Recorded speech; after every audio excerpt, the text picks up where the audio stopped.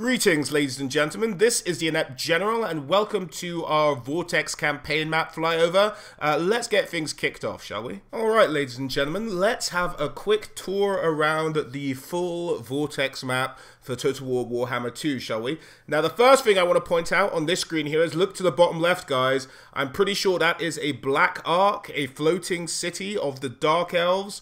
It will be a pretty kick-ass piece of, I want to say, equipment on the campaign.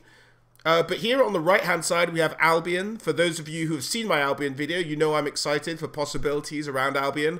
Although I do still think it's very much a long shot for seeing them as any kind of possible DLC.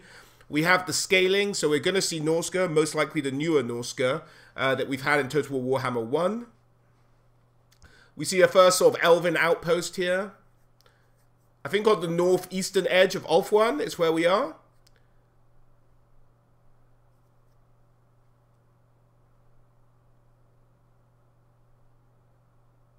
And as you can see, guys, you have all these shoals and things, and this will give you attrition if you try and go through them. But there's also places where you can go hunting for treasures, all these kind of glowy locations, and it'll be kind of like a read your own adventure as you go through them, and you'll get equipment or buffs to your army, stuff like that.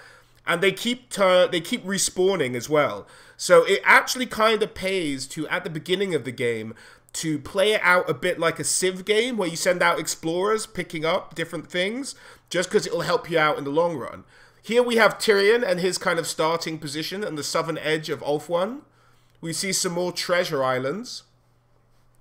We see the Bretonnians in Araby, which is a bit disappointing, but also kind of encouraging that we may see an Araby race pack at some point further down the line.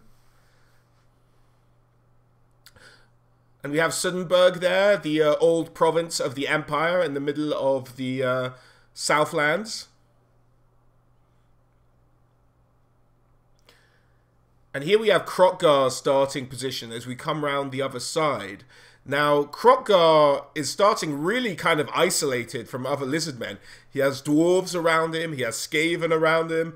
It's really going to be kind of a tougher start for Kroqgar, I think. But I think Mazdamundi starts actually a bit hard as well, but we'll get round to that.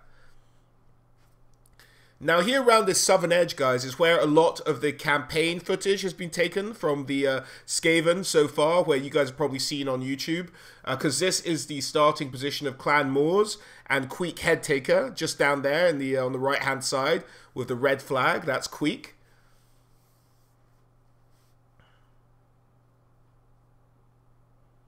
And we have the Fortress of Dawn and the Fortress of Dusk, which are two southern elven outposts on the sort of southern edges of each of the continents.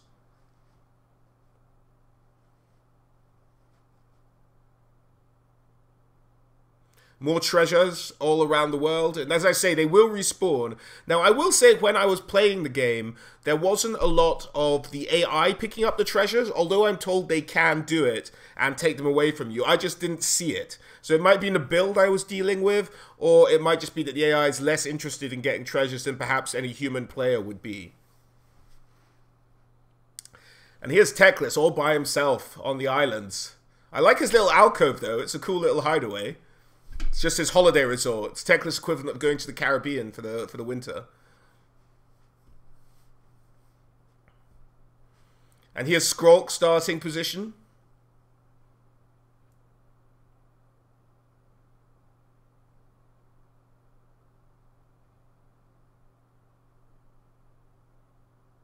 Vampire Coast. Oh god, I hope they do a Luthor Harkon Vampire Coast video. Not video, DLC, but I doubt it. But, you know, fingers crossed. Then Hexoatl. Now, what I was hoping to see here is, guys, for those of you who haven't seen my Mazdamundi lore video, is north of Mazdamundi, this mountain range in the distance, is actually a sentient mountain range. He's brought it to life, and it said it kind of attacks and kills the Dark Elves. But it looks like, unfortunately, that is not a feature on the campaign map, which is a little bit disappointing, if you ask me.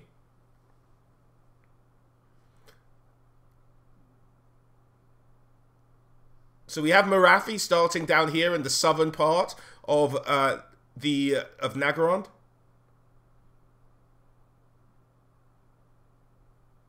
Or Nagorov, sorry, apologies for that.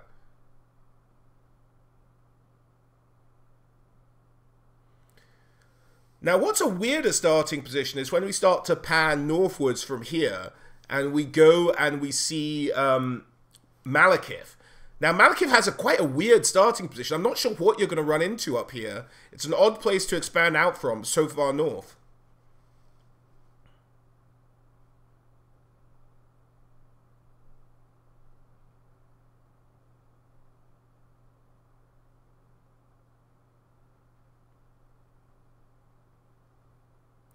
And there he is, taking on some Skaven. There's obviously a rune up there, most likely a Skaven city. Have to be aware of that. Send your heroes in first. And that's about it, guys. As always, thank you for watching, and hope to catch you all in the next one. We're looking forward to some Dark Elf campaign footage tomorrow, so keep an eye on for my coverage of that. Alright, guys, as always, as I said, thanks for watching, and I'll see you next time.